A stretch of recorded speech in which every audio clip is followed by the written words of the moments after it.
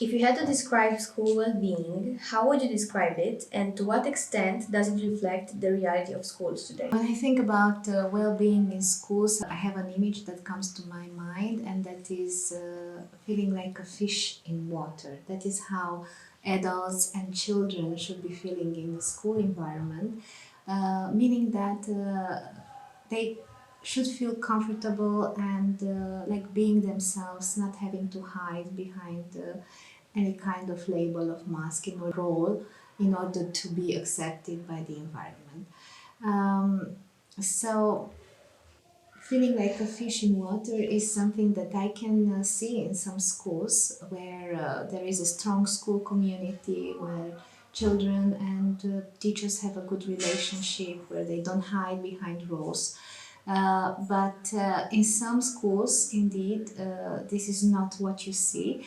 And I think that's because some ideas of education are still outdated and use fear or shame in the process of developing children.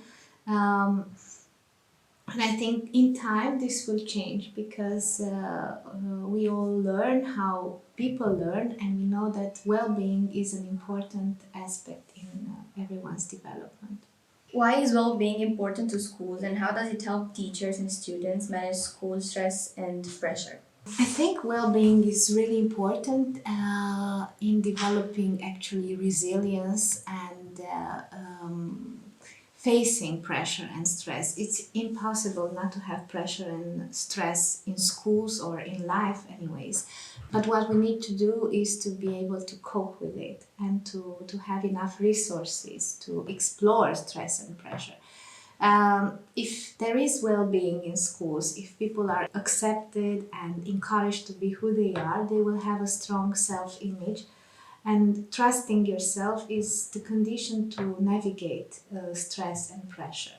I think it's really important that schools teach children that it's okay to make mistakes and that you learn from mistakes. This will take a little bit of the pressure off and of the stress. So well-being is one of the cornerstones of learning, together with involvement. At least that's what we believe here in this school. So we measure children's well-being and involvement so that we can understand how learning is happening. If we see a high level of well-being and involvement in children, then we are relaxed about the fact that they are actually learning. What would be the best advice you would give to other teachers to help them adapt more quickly to educational changes? It's very, very difficult to give advice to people that you don't know. And we all have our stories and we all have our stages in our teacher's life.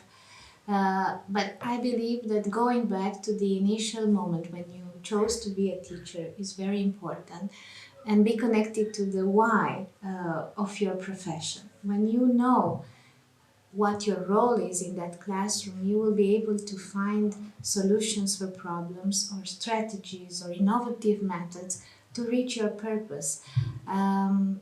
So the only thing I can tell teachers is to take some time and remember why they started doing this job.